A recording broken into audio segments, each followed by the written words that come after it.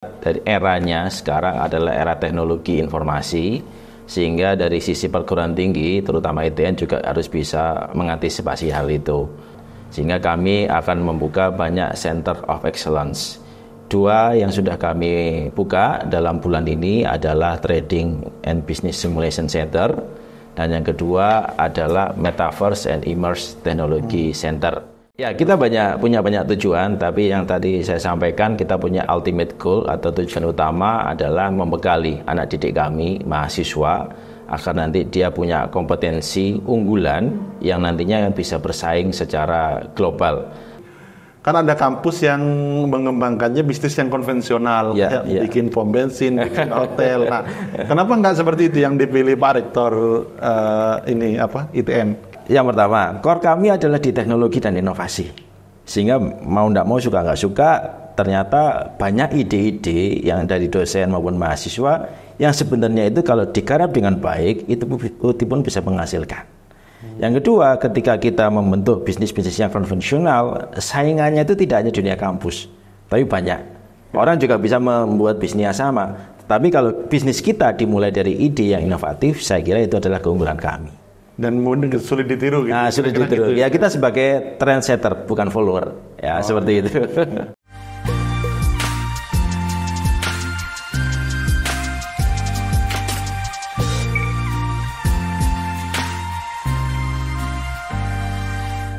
Assalamualaikum warahmatullahi wabarakatuh. Selamat datang di Tugu Inspirasi, membincang inspirasi dengan orang-orang hebat. Ya, kali ini kantor kami kedatangan Rektor ITN, Institut Teknologi Nasional ITN Malang, Mas Awan Uji Krismanto, PhD. Sehat, Pak? Iya, sehat-sehat. Ya. Ini rektor muda, baru 1 tahun memimpin ITN Malang. Ya. Kampus dengan sejarah yang cukup panjang, sudah sekitar 55 tahun, Pak. 55 tahun, iya. 55 tahun, dan sekarang menariknya ITN Malang ini sedang bertransformasi menjadi kampus yang mengedepankan inovasi dan transformasi. Nah, Pak, mungkin ini kita ingin mengulas ITN Malang itu kan 55 tahun, Pak ya. Jadi secara akar, secara alumni itu sudah sangat banyak, Pak. Gimana, Pak? Iya. Jadi memang usia kami itu sudah 55 tahun, sudah melewati banyak hal di situ. Dan kami sampai sekarang memang masih konsisten, ya, salah satu institut teknologi yang memang mengedepankan teknologi terkini. Jadi memang kami berbasis teknik, tetapi kami juga tidak menutup diri terhadap kemajuan di luar dan juga bagaimana perkembangan dari masyarakat. Sehingga kami akan terus bertransformasi ke arah situ. Siap. Jadi tadi tekannya itu pengetahuan dan teknologi. Pengetahuan dan teknologi di situ. Nah, ini yang menarik, kayaknya kemarin itu ITN melaunching Metaverse dan Trading Center, yaitu yang menjadi unggulan Pak Rektor daripada rektor-rektor sebelumnya. Itu bisa dijelaskan Pak Rektor yang sedang dilakukan dan yang akan dilakukan Pak Rektor. Baik, ya, ini memang backgroundnya atau latar belakangnya memang kita melihat dari eranya sekarang adalah era teknologi informasi, sehingga dari sisi perguruan tinggi terutama ITN juga harus bisa mengantisipasi hal itu. Kemudian kami dari istilahnya pimpinan ingin kita ini bergerak bisa lebih cepat, sehingga kami akan membuka banyak Center of Excellence.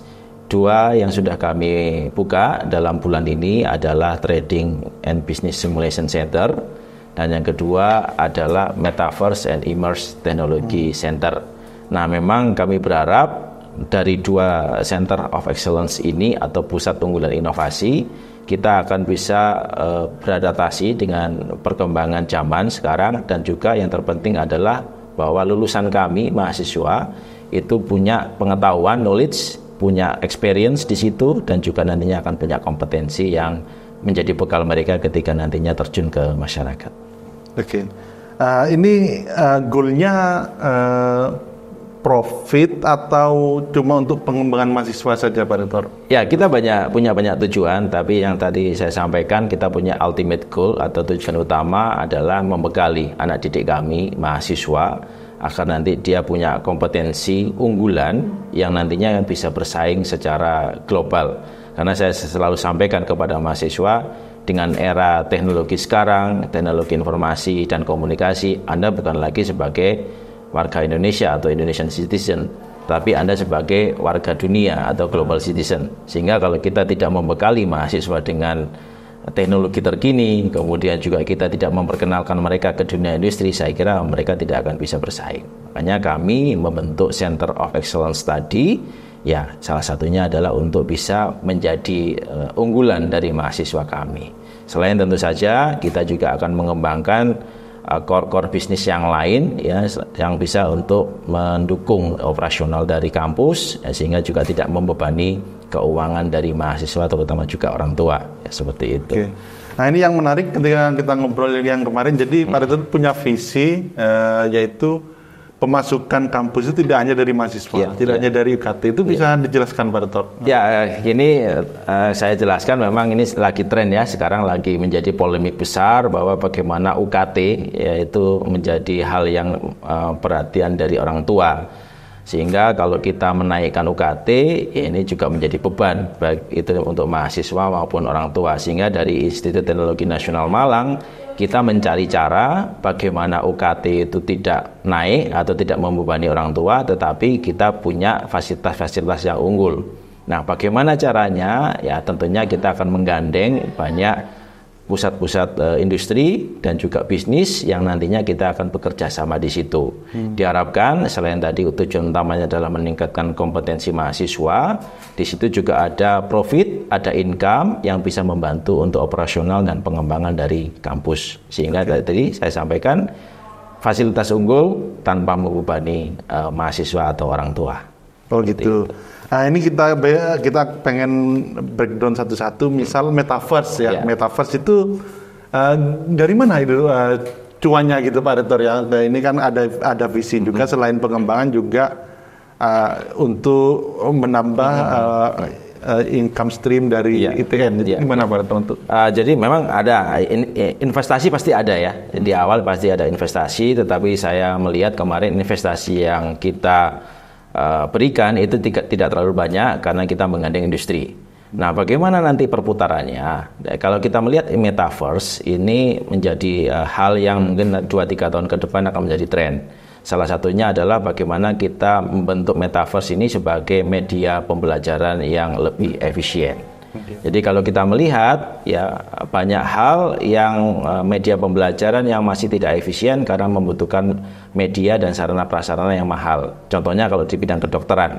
Di bidang kedokteran kalau kita ingin praktikum ya kita harus membedah, misalkan ada kita harus membeli jasad atau mayat, kemudian kita harus membeli banyak organ-organ tubuh yang itu nantinya juga berbiaya mahal.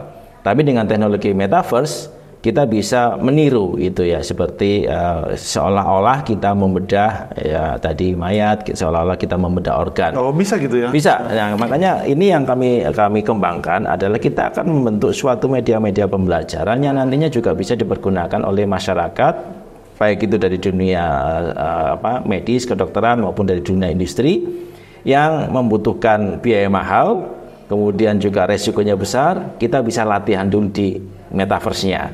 Nah, ketika kita sudah mahir, ya tentu saja kita pasti harus berhadapan dengan yang aslinya, ya, sehingga itu pasti bisa lebih efisien. Oh, jadi sebagai sarana latihan. Nah, sebagai sarana pelatihan juga. Jadi pasarnya cukup besar, Pak Rektor ya? Pasarnya memang masih sangat terbuka kalau kita melihat, karena memang di situ contoh saja dari tidak hanya di media pendidikan, tapi juga misalkan dari safety ya. Nah, bagaimana kalau kita misalkan simulasi kebakaran, masa kita harus membakar sesuatu? Kan tidak. Nah, tapi dengan metaverse kita bisa seolah-olah kita akan melakukan suatu simulasi kebakaran, bagaimana cara memadamkan api dan seterusnya, dengan istilahnya pemadam kebakaran dan seterusnya, dan itu lebih efisien daripada kita membeli barangnya langsung. Ya, seperti itu. Oke, siap.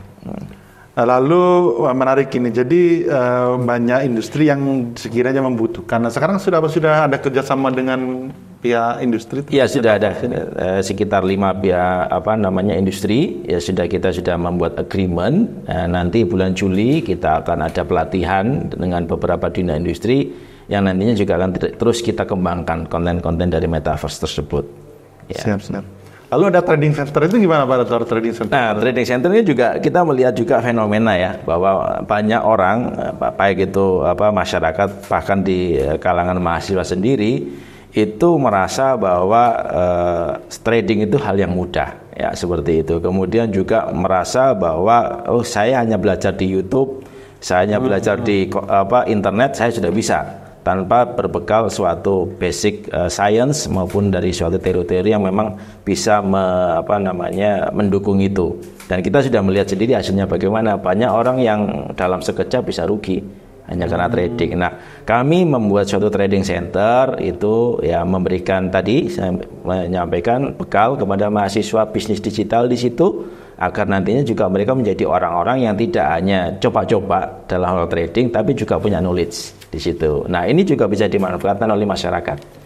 Ya monggo, nanti silakan, kita akan buka pelatihan, kita akan buka kelas-kelas di situ, sehingga nantinya trading ini bukan lagi menjadi hal yang coba-coba, menjadi hal yang mungkin istilahnya gambling ya, tapi juga ada teori di situ, ada basic science di situ. Ya kita juga bisa mengembangkannya di situ.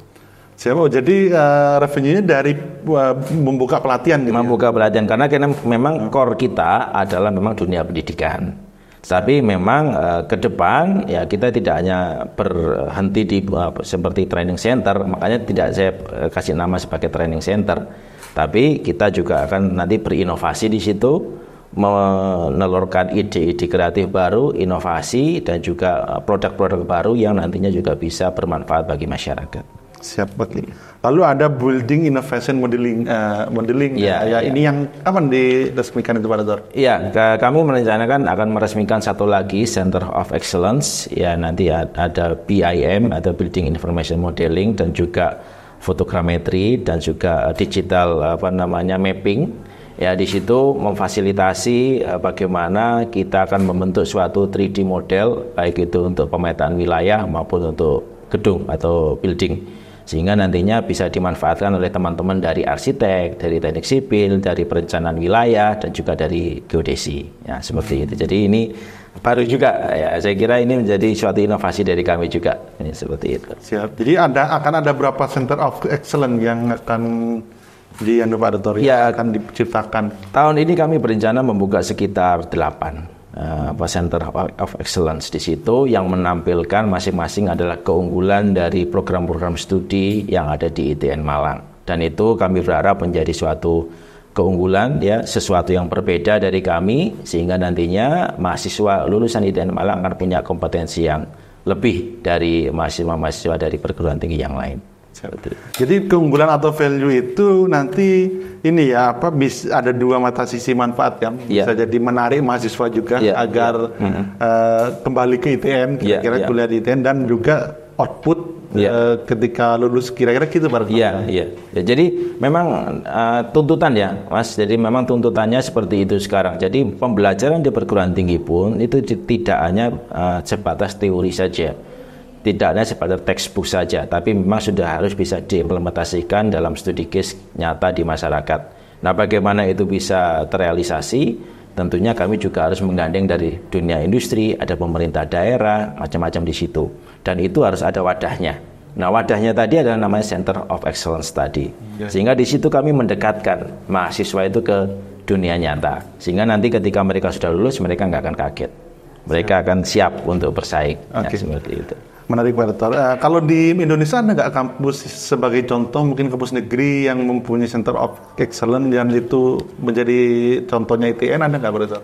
Ya, kalau kami memang melihat ya, kalau dari sisi pendanaan tentu saja PTN pasti punya seperti itu Center of Excellence. Tapi kami dari sebagai perguruan tinggi swasta, ini adalah tuntutan kami untuk terus berinovasi. Dan kami pun memang background pendidikannya juga tidak hanya di dalam negeri, tapi juga di luar negeri. Sehingga kami juga melihat bagaimana banyak kampus di luar negeri itu bisa berkembang. Dan tadi saya sampaikan tidak hanya menggantungkan kepada mahasiswa atau biaya dari UKT, tetapi juga membangun jejaring dengan dunia industri tadi. Contohnya di mana kalau di luar negeri Pak Dr. ya? Ya, banyak hal sih. Kemarin saya memang dari The University of Queensland, Australia. Kami melihat bahkan di dalam kampus itu sendiri pengembangan energi baru terbarukan, EBT, itu sudah bisa mencukupi kebutuhan kampus. Selain itu, mereka juga membangun istilahnya seperti charging station ya untuk kendaraan listrik, seperti itu, dan itu juga bisa mendatangkan income untuk kampus. Dan juga di sisi teknologi, ya mereka punya banyak paten, mereka punya banyak hak kekayaan intelektual yang itu digunakan oleh dunia industri. Nah, itulah yang bisa membiayai dari pengembangan dari kampus tadi. Oh, jadi kampus itu di Australia cukup tidak, misal mahasiswa nggak bayar UKT pun cukup dengan tadi itu? Ya, kita bisa melihat kalau di luar negeri bagaimana mereka juga memberikan banyak tawaran beasiswa, baik itu untuk mahasiswa S1, S2 maupun S3. Nah, kalau kita runut dari mana biaya itu, ternyata biaya itu bisa didapatkan dari kerjasama dengan dunia industri.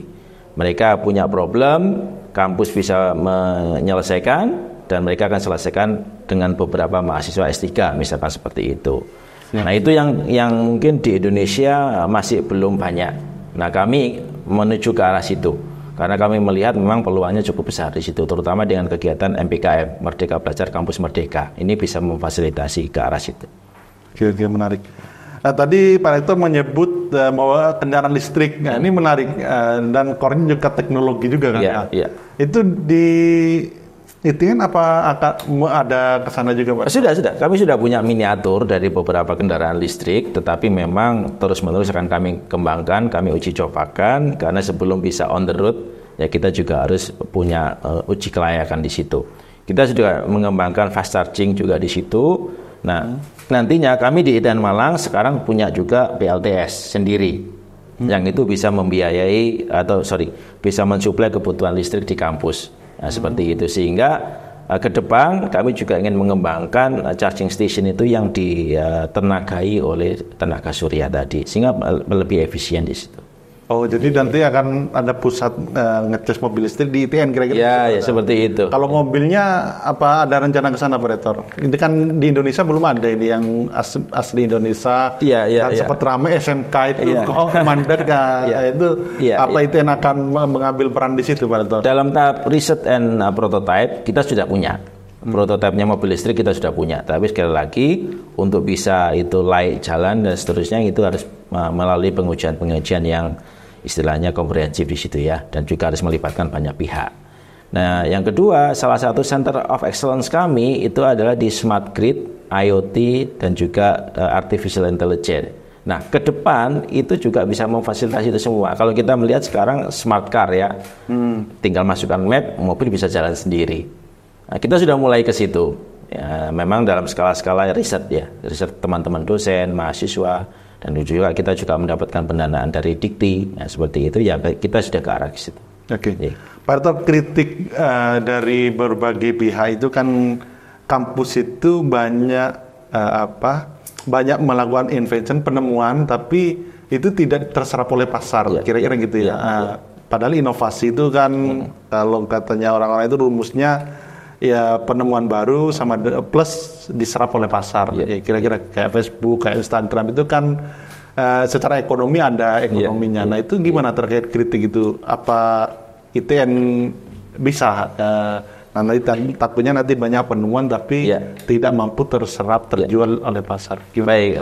Jadi kalau kita melihat kenapa itu bisa terjadi, karena memang ada gap antara dunia industri dan masyarakat dengan kampus. Kenapa ada gap? Karena tidak ada sesuatu yang bisa mewadahi tadi. Makanya kami menciptakan atau kami mengembangkan Center of Excellence tadi agar kami bisa mendekatkan dunia kampus dengan dunia industri dan masyarakat. Sehingga ide-ide dari kampus itu juga bisa selaras atau sinkron dengan kebutuhan dari dunia industri dan masyarakat. Sehingga ke depan tidak ada lagi penemuan-penemuan dari perguruan tinggi atau kampus yang memang tidak bisa diimplementasikan. Kadang-kadang kalau tidak ada media untuk seperti itu, ya kampus punya ide yang tinggi, tapi ketika diimplementasikan juga tidak bisa jalan karena memang tidak sesuai dengan kebutuhan.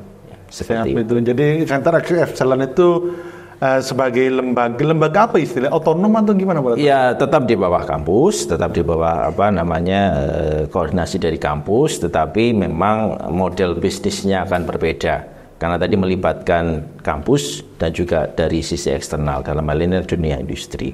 Oke. Gitu. Nah ini seberapa optimis Pak Rektor terkait itu? Kan ada penelitian itu kan 90% startup itu gagal kan? Gimana Pak Rektor? Tadi disampaikan, kenapa startup bisa gagal? Karena banyak orang yang juga ketika membuka startup itu basic science-nya tadi ya. Basic science-nya itu masih terbatas, tapi udahlah nanti dilihat aja ke depan bagaimana tanpa sambil jalan ya, suatu perencanaan yang nggak jelas. Nah kami di ITN Malang punya sumber daya yang punya basic science, punya knowledge, punya experience yang baik. Dosen-dosen kami itu punya track record ya, tidak hanya di bidang penelitian, tapi juga kerjasama di bidang perencanaan dengan dunia industri, dengan pemerintah daerah dan seterusnya. Sehingga saya optimis kenapa dengan knowledge yang sudah mencukupi ini ya, kemudian dipadukan dengan kebutuhan industri, kita punya planning yang jelas. Sehingga kami berharap nantinya Center of Excellence itu pun bisa berkelanjutan ya, seperti itu ya. Dan visinya 2027 ya. Itu 30% dari operasional kampus akan ditanggung oleh PUI, Pusat Unggulan Inovasi kami. Gitu ya. Oh ya, tadi sempat ngobrol katanya pusat unggulan ITN itu ada yang bahkan lebih unggul dari BRIN. Nah itu yang gimana Pak Rektor? Ya memang dari sisi riset ya, dosen-dosen kami itu tidak kalah juga dengan peneliti-peneliti yang ada di BRIN. Kemarin kami juga melakukan beberapa Zoom dengan BRIN dan ternyata memang teknologi tepat guna yang sudah dikembangkan oleh dosen kami itu bisa diadopsi oleh BRIN, dan kita sedang mengadakan beberapa agreement ya, bagaimana ini saling terkait. Nah, di sisi lain BRIN punya pendanaan misalkan, di sisi lain kami punya teknologi dan ide. Nah, bagaimana kita bisa mensinergikan ini? Nah, ternyata memang penelitian-penelitian dari beberapa dosen itu sudah jauh sebenarnya, tetapi karena kita di sarana dan prasarana di kampus juga terbatas, pendanaan juga terbatas, sehingga memang stuck di beberapa hal. Nah, dengan kolaborasi dengan BRIN, saya kira ini bisa menjadi suatu hal yang pemecahan ke depan ya, bagaimana kita bisa merealisasikan ide-ide tadi. Oke, siap Pak Rektor. Jadi ini Pak Rektor ini kan kalau saya lihat kan pembaharu lah ya di ITN Malang, ada hal baru lah yang itu kan potensi gagalnya juga akan besar. Itu apa enggak ada kekhawatiran itu Pak Rektor? Kalau kita nggak berani ambil resiko, saya kira kita tidak akan maju. Tetapi resiko pun kita bisa ukur lah di depan, bagaimana resikonya, bagaimana meminimalkan resiko. Tapi saya optimis dengan sumber daya kami miliki, dengan komitmen kami, saya kira ini akan berhasil. Pak Rektor, kenapa yang ini kan yang saya sebut tadi itu kan bisnis yang tidak terlihat ya, semuanya nggak terlihat, berbasis teknologi. Kan ada kampus yang mengembangkannya bisnis yang konvensional, bikin pom bensin, bikin hotel. Nah, kenapa nggak seperti itu yang dipilih Pak Rektor ITN? Ya, karena yang pertama, core kami adalah di teknologi dan inovasi. Sehingga mau nggak mau, suka nggak suka, ternyata banyak ide-ide yang dari dosen maupun mahasiswa yang sebenarnya itu kalau digarap dengan baik, itu pun bisa menghasilkan. Yang kedua, ketika kita membentuk bisnis-bisnis yang konvensional, saingannya itu tidak hanya dunia kampus, tapi banyak. Orang juga bisa membuat bisnis yang sama. Tapi kalau bisnis kita dimulai dari ide yang inovatif, saya kira itu adalah keunggulan kami. Dan mungkin sulit ditiru gitu. Nah, sulit ditiru. Gitu. Ya, kita sebagai trendsetter, bukan follower. Ya, seperti itu. Jadi kampus harus menjadi trendsetter ya?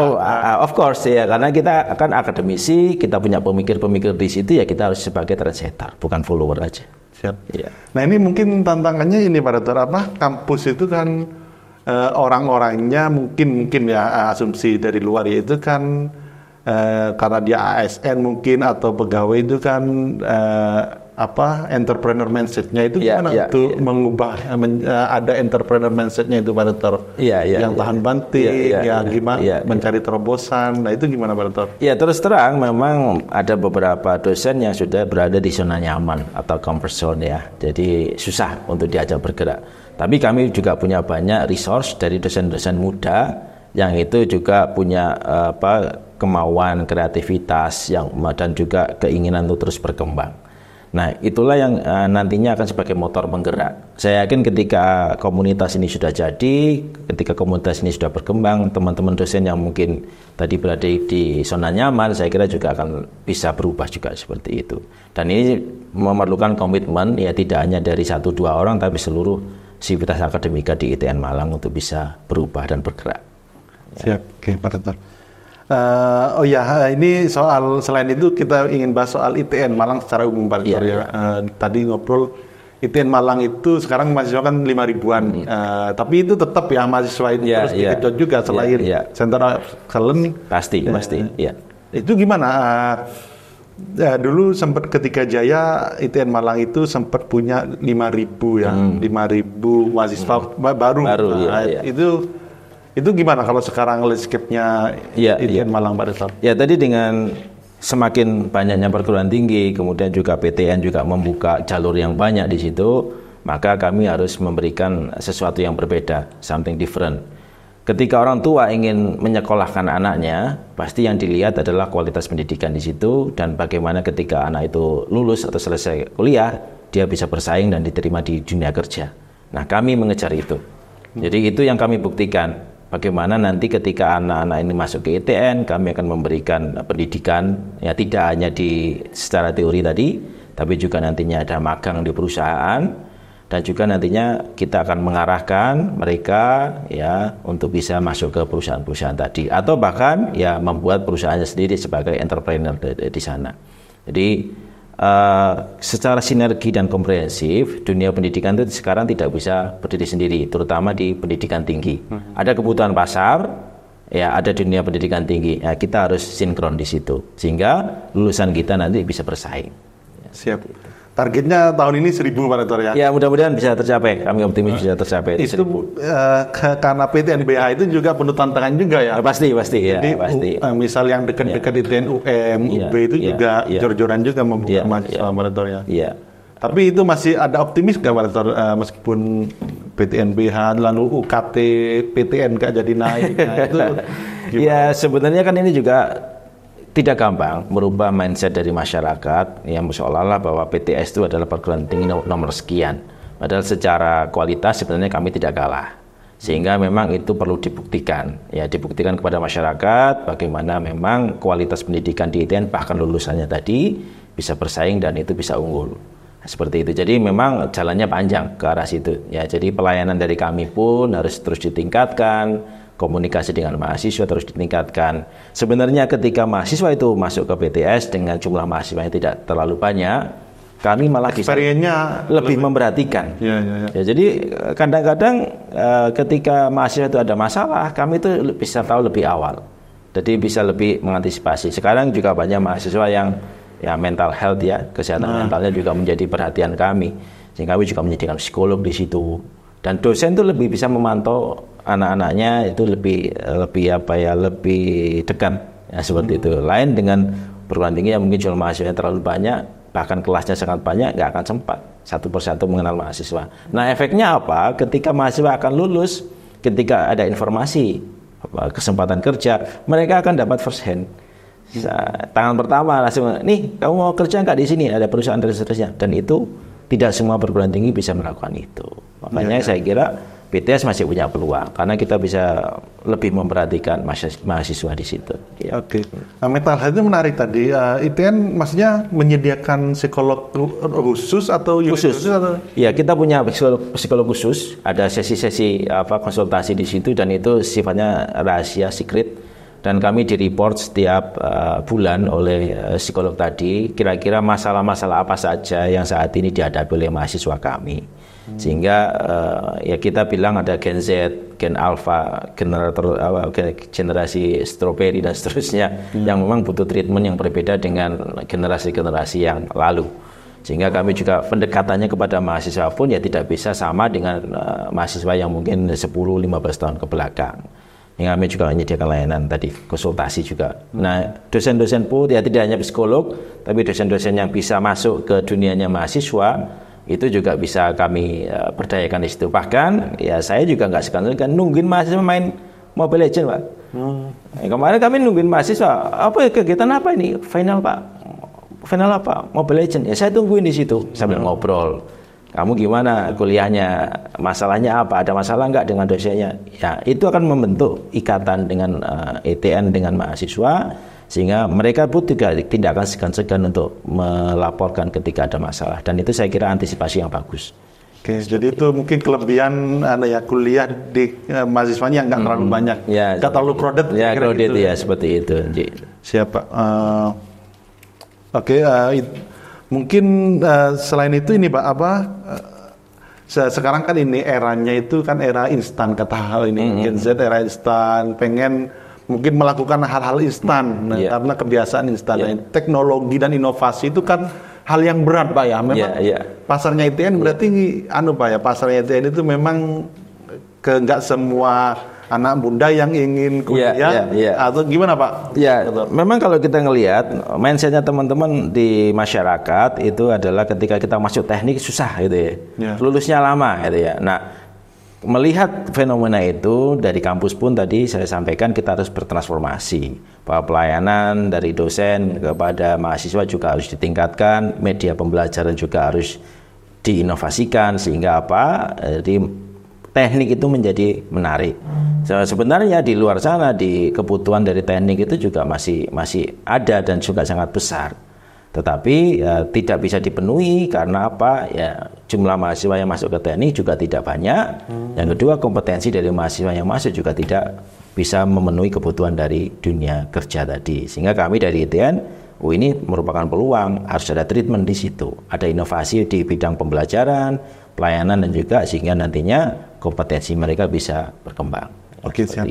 Oke Pak, ini sesi terakhir, sesi yang soal kepemimpinan. Jadi kita ingin belajar kepemimpinan dari Pak Rektor. Ini mengelola kampus kan nggak mudah ya. 5.000 mahasiswa. Kalau dosennya berapa Pak Rektor? Dosennya sekitar 200 ya, sama karyawan sangat banyak sekali. Itu gimana tipe kepemimpinan Pak Rektor yang Pak Rektor ambil gitu, dan yang mungkin itu kan menjadi rektor itu kan generalis ya, jadi semua harus tertangani. Kalau menjadi dosen kan cuma ngajar di bidang mata kuliah itu. Itu gimana tip kepemimpinan dari Pak Rektor? Kalau saya nggak terlalu banyak omong sih sebenarnya, tapi saya memberi contoh saja. Jadi saya pun juga tidak setiap saat di kantor, saya terus berkeliling sampai di laboratorium, sampai di pojok-pojok kampus, sampai dengan mahasiswa dan seterusnya. Nggak ada yang rektor yang mau nongkrong sama mahasiswa, saya nongkrong sama mereka. Bahkan di kafe, saya biasa, kamu di mana, saya akan datang. Hanya untuk melihat bagaimana pelayanan kita kepada mahasiswa, hanya untuk mengevaluasi bagaimana dosen itu juga bisa istilahnya memberikan pelayanan yang baik kepada mahasiswa. Jadi saya lebih banyak memberi contoh daripada saya harus berkata-kata dengan banyak bahasa yang mungkin membosankan dan seterusnya. Nah, yang kedua memang kita semangatnya dulu. Semangat kita adalah akan memperbaiki, ya tentu saja juga kita harus mau melayani. Itu saja sebenarnya. Dari situ orang akan bisa melihat niat baik kita, orang bisa melihat komitmen kita, dan pada akhirnya mereka juga akan mau bergerak dengan kita. Seperti itu. Oke, kita banyak belajar pagi ini dari Pak Rektor ITN Malang. Semoga ITN semakin maju. Dan mungkin terakhir Pak, ini bagi anak muda yang ingin sukses, apa mungkin tips sukses dari Pak Rektor atau secara umum lah mungkin? Baik.